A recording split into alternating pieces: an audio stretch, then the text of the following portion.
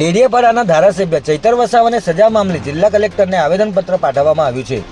આપ જોઈ રહ્યા છો શિક્ષાપત્રી સંદેશ ન્યૂઝ, સત્યની સાથે એક નજર આજના મુખ્ય સમાચાર પર।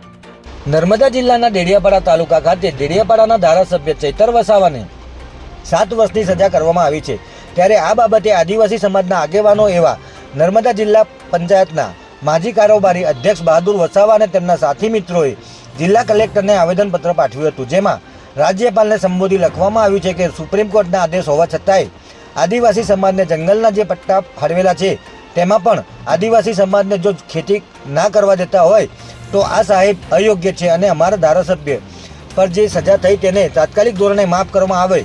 આવો જાણીએ આ બાબતે તેઓએ શું જણાવ્યું હતું।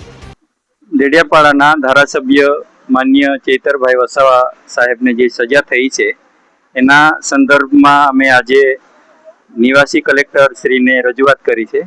પણ એની સાથે સાથે અમારી મૂળ રજૂઆત એ છે કે વન અધિકાર અધિનિયમ 2006માં કાયદો બનાવવામાં આવ્યો।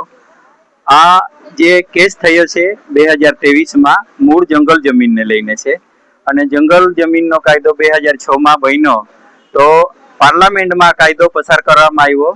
તો એમાં એવી જોગવાઈ છે કે કોઈ માણસે દાવો કર્યો હોય તે દાવા હેઠળની જમીન કોઈ વ્યક્તિ કે ફોરેસ્ટ વિભાગ કબજો છોડાવી નહીં શકે। જ્યાં સુધી એમનો આખરી નિર્ણય નહીં આવે ત્યાં સુધી એ કબજો છોડાવી નહીં શકે। એટલે સરકારની આ ભૂલ છે। એટલે જે ચેતરભાઈ અને એની જોડે જે 7 થી 9 જણને જે સજા થઈ છે એ ગેરવ્યાજબી છે અને વિશેષ કરીને ભારતના રાષ્ટ્રપતિ માન્ય દ્રૌપદી મુર્મુજી ને બંધારણમાં 72મી કલમ મુજબ જોગવાઈ આપેલી છે કે કોઈ વિશેષ વ્યક્તિ MLA MP હોય એમને સજા માફી કરવાની જોગવાઈ હોય।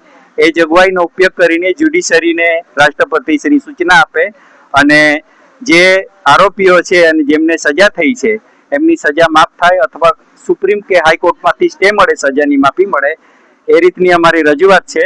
અને મૂળ લડાઈ જળ જમીન જંગલની છે, વન અધિકાર અધિનિયમ હેઠળની જમીનની લડાઈ છે। એટલે 20 વર્ષ થયા કાયદો બન્યો તેમ છતાં અમારા આગેવાનો કે અમારા લોકોને આ રીતે સરકાર રંજાડે એ વ્યાજબી નથી। એટલે સરકારે આ ધ્યાનમાં લઈને એમની સજા માફ કરવી જોઈએ। હું બહાદુરસિંહ ડી વસાવા, માજી કારોબારી અધ્યક્ષ નર્મદા જિલ્લા પંચાયત અને વન અધિકાર અધિનિયમની જે સમિતિ હતી આના અગાઉ એ સમિતિનો મેમ્બર રહી ચૂક્યો છું જિલ્લા સ્તરીય સમિતિમાં।